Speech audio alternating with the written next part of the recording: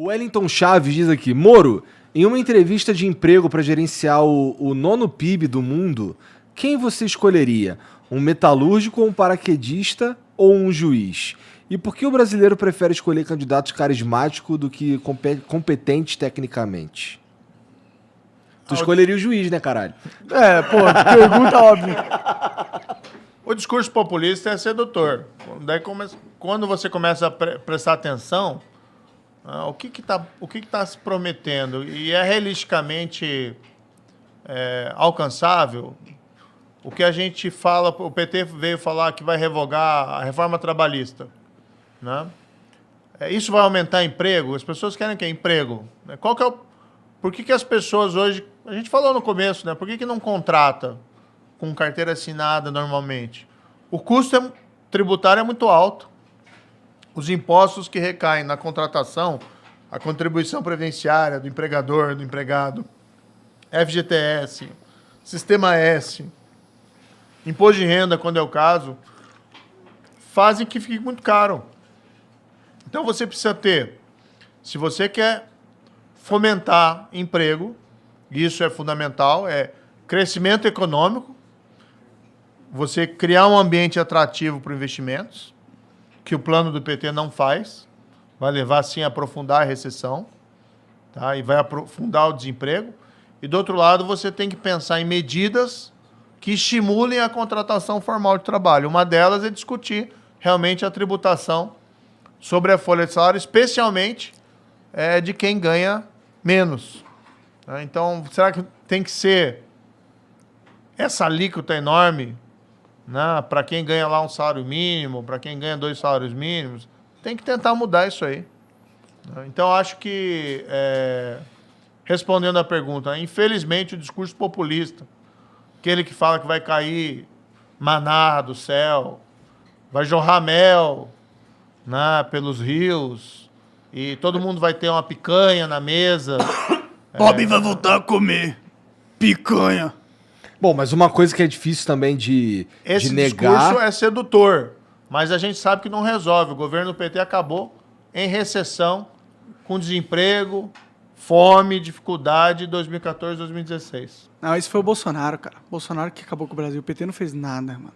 Não tô nem dizendo que... Assim, veja, se tem... Assim, quem longe, muito longe de mim, defendeu o PT.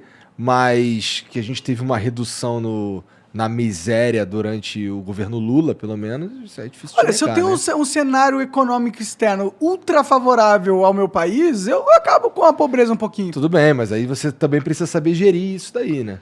Cara, Mas aí teve um cenário, tem estudos até mostrando, o boom de commodities que teve na época, as reformas que foram feitas no governo Fernando Henrique, que ele aproveitou, tá?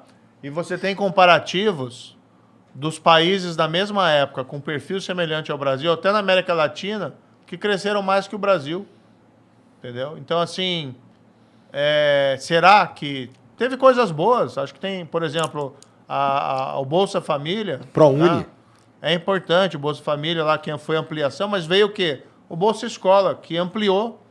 Né? Agora você tem esse Auxílio Brasil que ampliou. Então, assim, você reconhecer que teve políticas que foram relevantes, que são importantes, sim, mas não reconhecer as limitações, né, o bom que teve, mas o ruim que veio junto. Você precisa ter todo aquele escândalo de corrupção. Com certeza. Você precisa ter a recessão de 2014, 2016, que ela começou a ser plantada no governo do Lula, tá? Especialmente ali no segundo mandato. Quando ele resolveu assumir a condução da política econômica, saiu o Palocci, que teve lá um escândalo lá na época do Caseiro, não sei o quê. Quando saiu o Palocci e ele assume a condução da política econômica, falam que foi o Guido Mantega, mas foi ele que assumiu, né? O Guido Mantega fazia o que ele dizia que tinha que fazer, a coisa foi desgringolando. Até que chegou e estourou lá 2014, 2016, que é a maior recessão da história. O PIB não caiu, como caiu em 2014, 2016, durante a pandemia. Foi mais do que a pandemia.